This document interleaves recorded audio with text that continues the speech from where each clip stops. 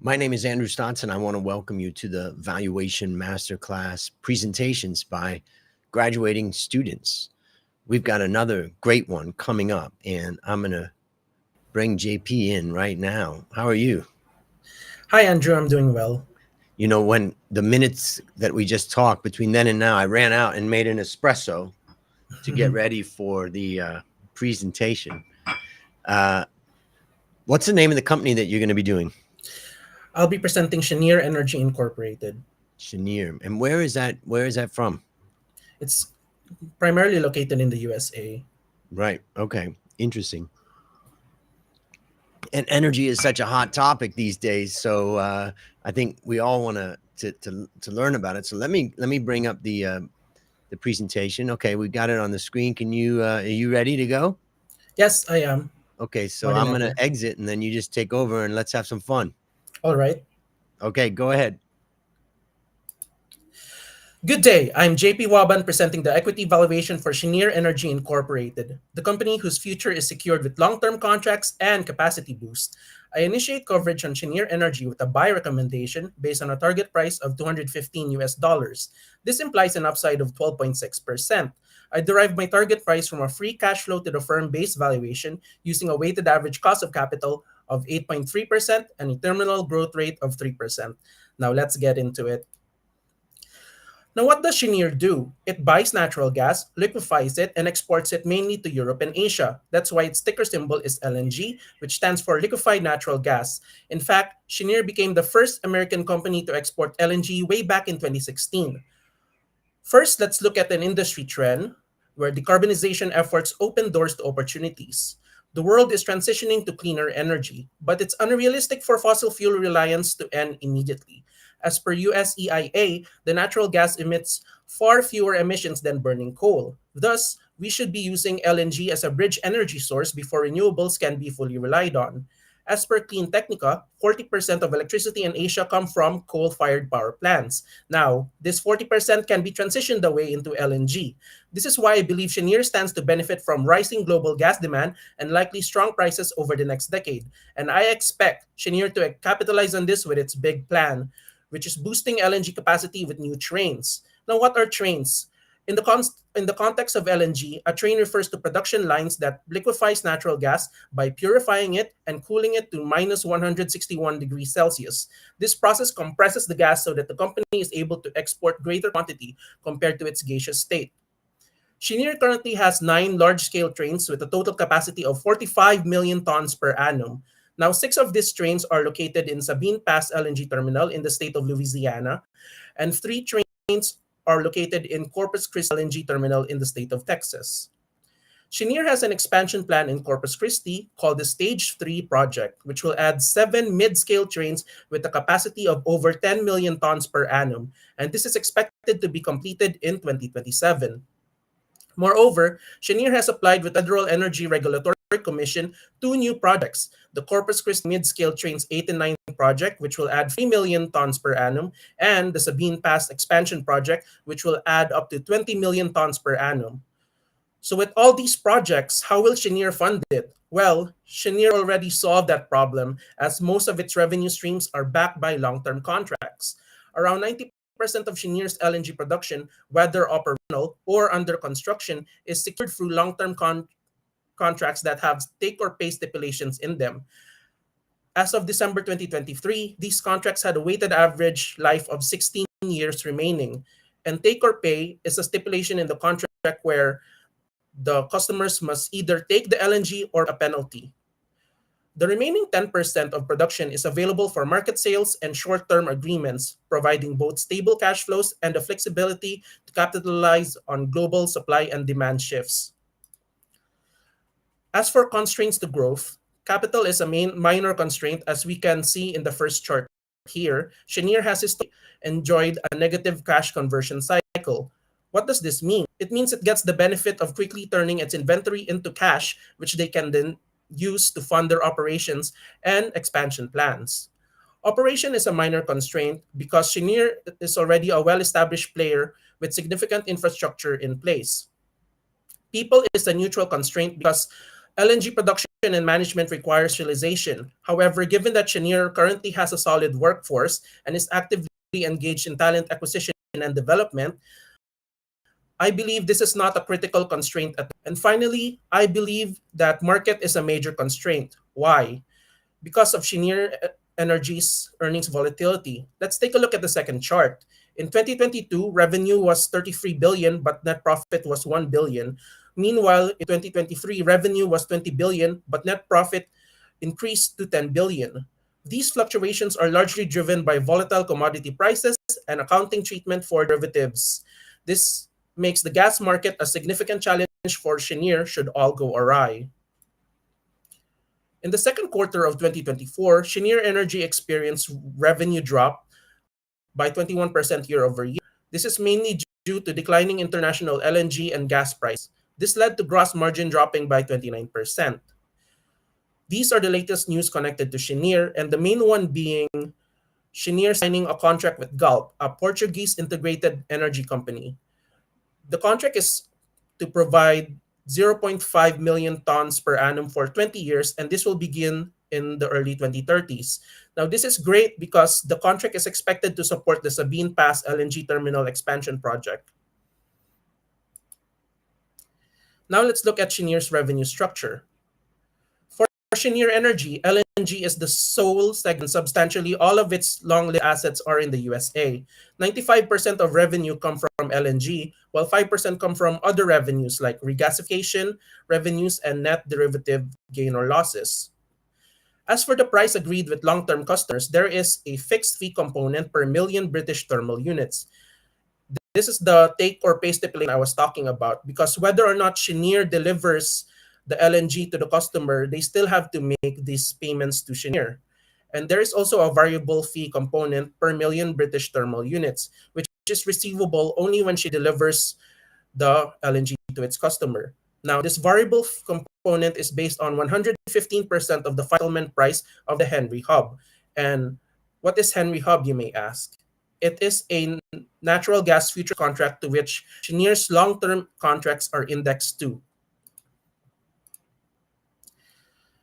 Now let's look at FVMR. Overall, Cheniere does not seem particularly attractive to 1,008 non-financial companies in the USA.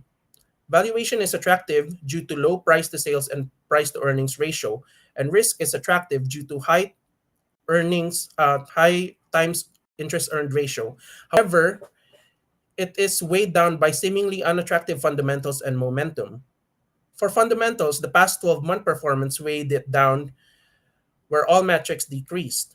As for momentum, it was mainly due to negative revenue growth in 2023 and past 12 months that made it unattractive.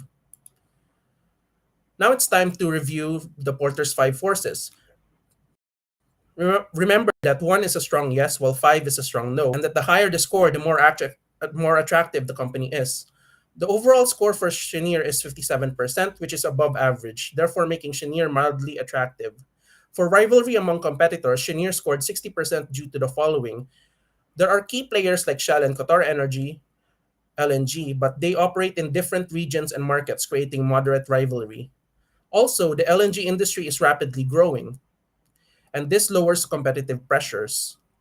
And there are no major technological disruptions in the short term, as renewables are perceived to be potential long-term substitutes for LNG. For Cheniere's bargaining power versus its suppliers, I scored the company 33% because it is rather difficult for Cheniere to switch suppliers as they are locked into long-term contracts with them, making switching costly and time-consuming for Cheniere. Also, let's ask the question about backward integration. What would backward integration look like for Cheniere? Well, that means they would have to extract the gas themselves.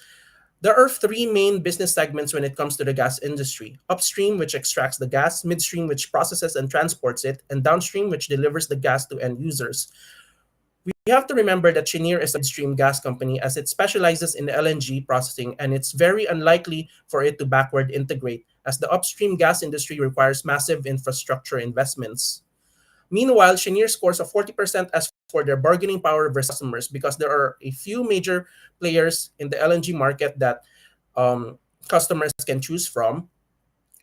And customers, especially large industrial buyers and governments, may negotiate favorable terms here, but once the contract is signed, the customer's bargaining powers are reduced.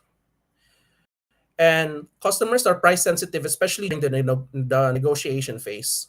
That's why I gave it 40%. Now let's look at threat of new entrants, which I gave 93% for Cheniere, because it's not easy for any company to just enter the industry.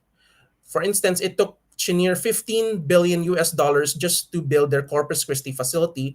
And also, the LNG sector is very heavily regulated, and that makes it very difficult for new entrants to enter the market. Even if the company has access to raw materials, they would need specialized knowledge in engineering, logistics, and market strategy to thrive in the LNG sector. And there's also the difficulty of attaining economies of scale. Cheniere already has this massive infrastructures in place and can produce a whole lot of LNG, around 45 million tons per annum. And that's not easy for any new entrant to just obtain. As for threat of subsidies, I give Cheniere a 60% because for customers, the switching cost is not low. Long-term contracts all have a take or pay stipulation, which means the customers either take the LNG or pay the penalty, and this makes switching difficult and costly for the customers. Finally, new competitors, particularly those in the renewable nuclear power sector, have the potential to leapfrog over Cheniere's business model. So that's it for Cheniere's quarters 5 forces. Let's look at Cheniere's leadership and ownership. Cheniere's chairman is G. Andrea Botta, and their president and CEO is Jack Fusco. The company has an estimated free float of nearly 89%, of which total institutional ownership is 89%, with the top shareholder being the Vanguard Group at 9.5%. As for board composition, 78% of Cheniere's directors are independent compared to the US average of 82%, so they are slightly lower. Now let's look at the world-class benchmarking, where we compare Cheniere to 280 large energy companies worldwide. So number 10 would mean it's in the bottom decile, while number 1 means it's in the top. Despite the terrible year in 2021, where Cheniere ranked number 10, it has since surged to number 1 in 2023 when it comes to profitable growth. Cheniere's superb in expense control in 2023 more than makes up for its lackluster asset efficiency, bringing profitability to number 1. Although revenue growth ranks the worst in 2023 due to a decrease in revenue of 13 billion, the cost of sales also went down by 24 billion in 2023, thus bringing expense direction to number 1 and growth to number 1 in 2023. As for the reason behind this, I will describe it further later in my evaluation. Now let's look at ESG considerations.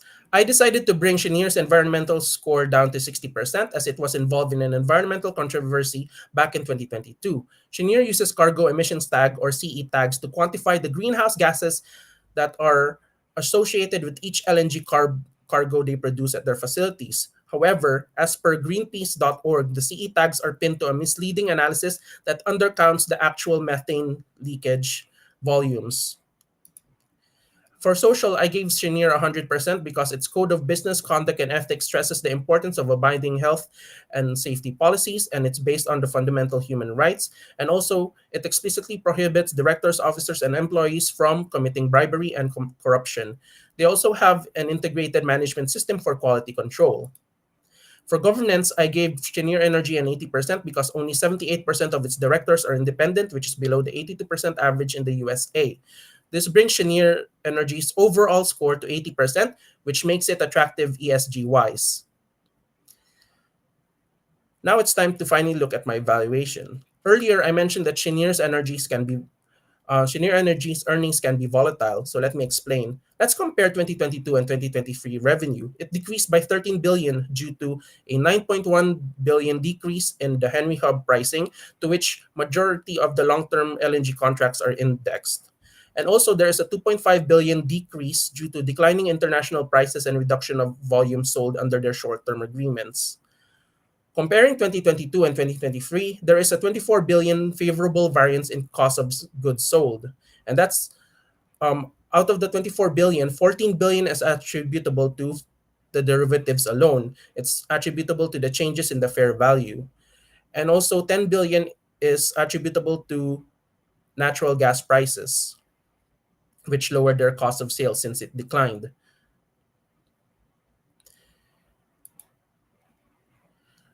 As for their assets, I expect net fixed assets to increase as more LNG production facilities of the Corpus Christi Stage 3 project come online through the forecast years. The line item, overdrafts and short-term loans, all pertain to current portion of long-term debt for which I use the notes to financial statements to determine the amounts due per year. Also, back in 2022, Cheniere launched its 2020 Vision Capital Allocation Plan, which is designed to reduce debt, return capital to shareholders via dividends and buybacks, and continue investing in expansion projects. This is why I expect that Cheniere will be paying off long-term debt with excess cash derived from its operations. And I also expect that um, also, Cheniere said that it will reduce the number of shares outstanding to 200 million by 2027. So I expect the buybacks to occur during the forecast periods, and I affected it in the revaluation slash forex slash others line item. As for the cash flow statements, I expect capital expenditures to range between 2 billion to 4 billion, which matches the timing of the Stage 3 project being built. And I expect depreciation to increase as net fixed asset increase as well. I expect the cash conversion cycle to remain negative in the forecast years, which is consistent with historical trends. And let's look at my gross profit margin, which is 45, 40, and 40% in the forecast period. So what did I do to forecast the gross profit margin? As we remember, the cost of sales has a derivative component, and therefore, since we can't forecast volatility, what I had to do was I went through the historical averages. And what I noted was when I looked at the 5 quarterly averages, it was around 50% gross profit margin. So I went a bit more conservative in my forecast and used 40% instead. As for revenue, I just use Henry Hub pricing and also the expected production that will come online in my forecast period, and that's what I use to, um, you know, forecast my revenue. So let's look at the relative valuation. On the forward 2025 PE multiple, Cheniere trades at a discount compared to the energy sector in the USA, Asia ex Japan, and the world. I also expect its EPS growth to be 31% in 2025, and this brings its PE to growth ratio to be the lowest compared to its peers in the energy sector of the USA, Asia ex Japan, and the world. Therefore, what does this imply? It implies that Cheniere is cheaper compared to its peers. So it's a very good price. It's a good time to enter Cheniere right now. However, when I looked at the price to book ratio, Cheniere appears to be overvalued compared to its peers in the USA, Asia ex Japan, and the world. Meanwhile,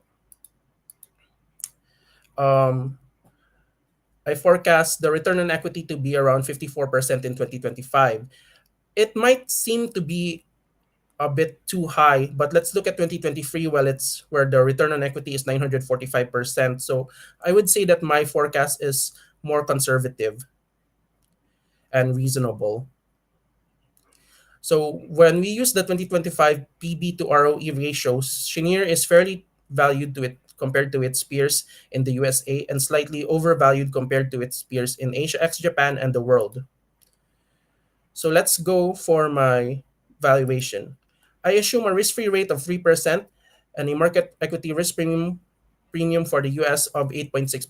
I also assume a beta of 0.9% since Cheniere is not that sensitive to the economic cycle. I forecast a capital structure with around 33.9% debt to total capital, and this results in a WACC and a discount rate of 8.3%. I use a terminal growth rate of 3% and a free cash flow to firm to value Cheniere Energy Incorporated. In my base scenario, I anticipate sales growth of 4% until 2028, leading to a value of 215 US dollars per share based on the FCFF methodology. This represents a 12.6 upside compared to the current market price of 191 US dollars. In my sensitivity analysis, the optimistic case assumes a sales growth of 4.4% until 2028, resulting in a target price of 228 US dollars. Conversely, in the pessimistic case, sales growth is assumed to be 3.6% only, and this yields a value of 204 US dollars per share. So let's look at the risks involved when we invest in Cheniere. Earlier, I said that renewables and nuclear power can leapfrog LNG. So this brings me to my main risk, which is the failure of LNG to remain competitive energy source compared to renewables. Why? Because the success of Cheniere's business plan is dependent on the extent to which LNG can be exported to international markets at a lower cost than the cost of renewable energy sources. So Cheniere already has contracted around 90 to 95% of its total anticipated production from liquefaction projects through the mid 2030s, and it also has new contracts with Gulf that will begin in the 2030s. However, there is still the risk that once all these contracts expire and the renewable energy sector becomes more competitive or becomes able to produce energy at a cheaper rate, then that is a big risk when investing in Cheniere. And there are other risks involved, like, for example, their efforts to manage risk via derivatives may adversely affect earnings and liquidity. Like in 2023 alone, Cheniere had to post 18 million US dollars in collateral with its counterparties. Also, the ability to generate cash is dependent on customers under long-term contracts, and so Cheniere is exposed to varying levels of credit risk.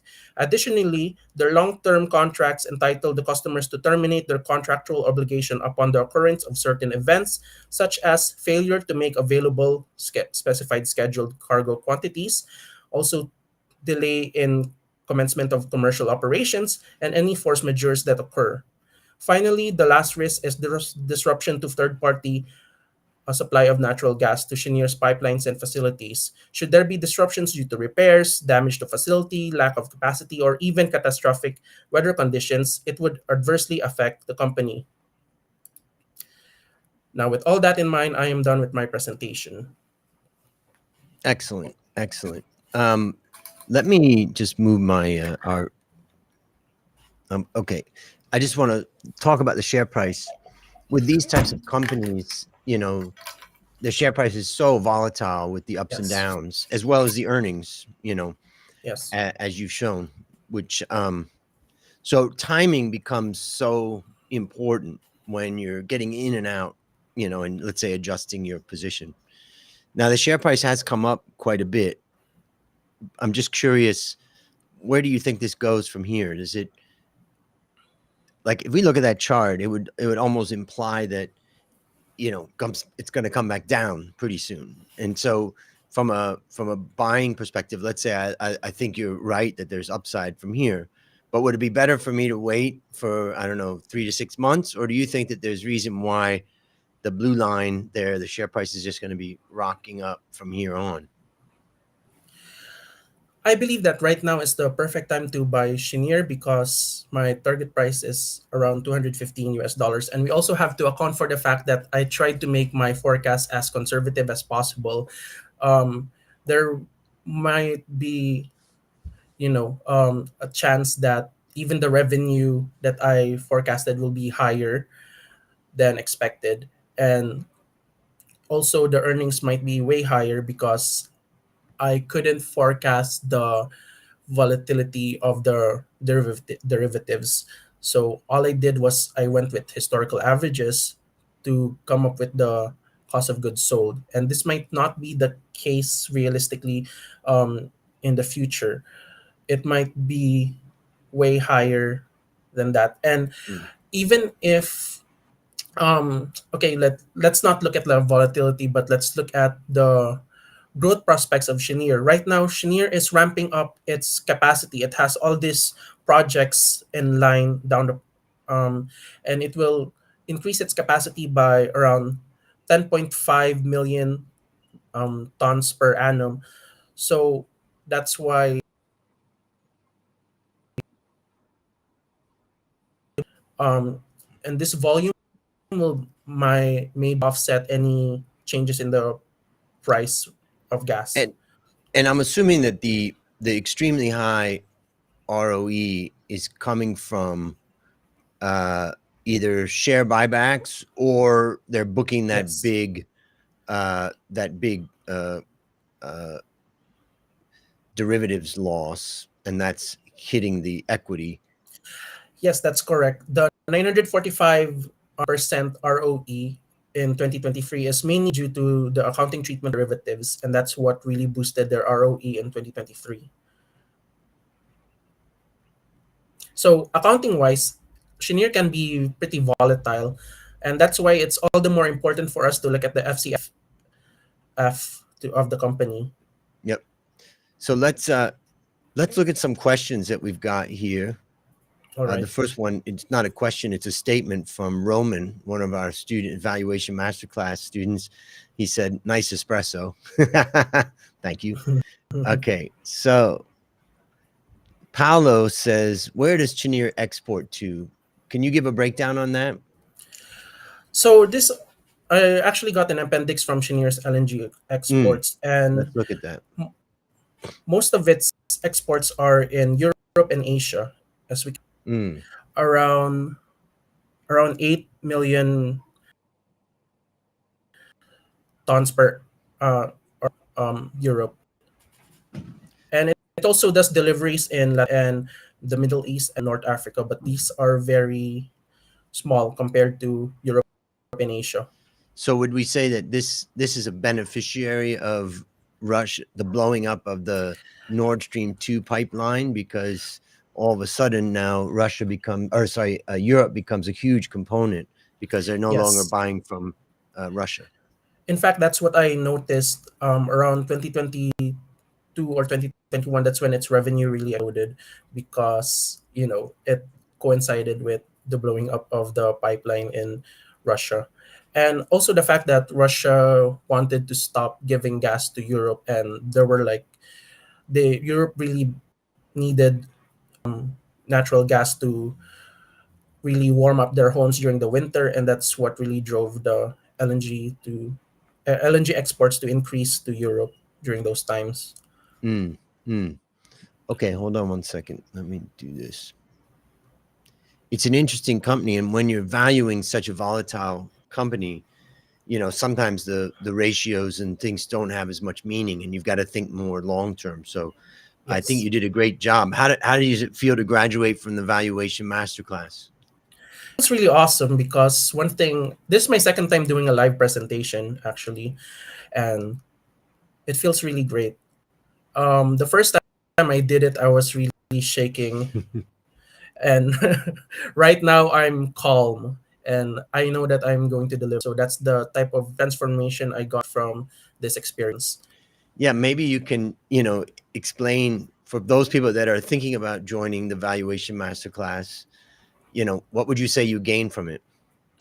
I was able to become more confident in my analytical skills. Back then, I was really, really uncertain, and I felt like whatever I thought could be wrong. But, you know, being in professional where I was able to value like 10 companies or so, or nine more companies, it practice made perfect. And I was able to realize that, whatever I was thinking, it's my analysis, it is rational, it could be reasonable, it's not just like out there, it really makes sense for me. Mm. So that's what I got from this. Yeah, it's been fun to watch your transformation and also watch your contribution to incoming students too, as they're going Yes, through their struggles. I'm actually really having fun, type chatting with them and saying that this is how you can improve your outputs. Yeah. Yeah, I mean, that's a component of Valuation Masterclass that we're just really starting to get rolling that we didn't have when you first came across us. So Yeah. that's exciting. Okay. Well, I'm gonna congratulate you and then take you off. I'll talk to you in just a second, but let me talk to the world about your great presentation. I'll talk to you in just a minute. All right. Thank you. Well, that was interesting. There's Cheniere is a fascinating company. I had never heard of it before, and so I was interested. And as JP was speaking, I was typing in and trying to gather more information and look at it and learn more. But fascinating company, and a major beneficiary, of course, of the blowing up of the Nord Stream pipeline. So, of and if that reverses, maybe that would take more energy away from its sales to Europe. The other thing that's interesting from a valuation perspective is that companies that are cyclical or are moving quite a bit uh, based upon commodity prices and the like, they can be difficult to value. Sometimes the PEs and price to books and these types of things don't make a lot of sense. So some of the questions that we got while JP was talking was about, why use free cash flow? What about multiples? And I would say that looking at multiples is very difficult when you have a lot of volatility in earnings. That's where free cash flow can be very valuable because you're looking at a long-term stream, knowing that there's ups and downs in that, but you're basically saying, this is what I think this company can generate. So I would say that was a great presentation, and I really enjoyed it, and I learned from it. So hopefully you learned from it too. Maybe it's a stock worth considering for you. I just want to say, if you want to build a competitive advantage in company valuation like JP has done, join us at valuationmasterclass.com.